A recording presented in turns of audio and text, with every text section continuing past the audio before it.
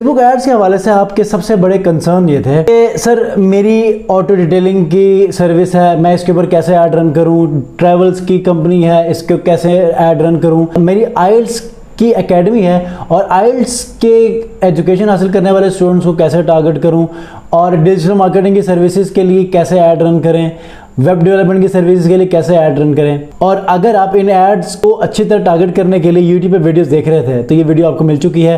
पहले तो ये वीडियो देखें। अगर ये वीडियो आपके लिए फ़ायदेमंद है तो आपसे एक रिक्वेस्ट है कि आखिर में जाते जाते इस वीडियो को आपने लाइक करके सब्सक्राइब करना है, और फिर भी अगर आपका दिल करे तो इसको आप अपने किसी ऐसे दोस्त के साथ शेयर कर सकते हैं कि जिनको ये फ़ायदा हो। तो लैपटॉप के ऊपर चलते हैं। तो सबसे पहले car washing and auto detailing services. मैंने आपको पहले भी बताया कि ऑडियंस को जब भी आप चूज करते हैं अपने माइंड में एक मरतबा उस सिनेरियो को या फिर उसके ओवरऑल जो बिजनेस मॉडल है उसको एक मरतबा घुमाएंगे तो आपको उसके ऑडियंस का ऑटोमेटिकली समझ आ जाएगा।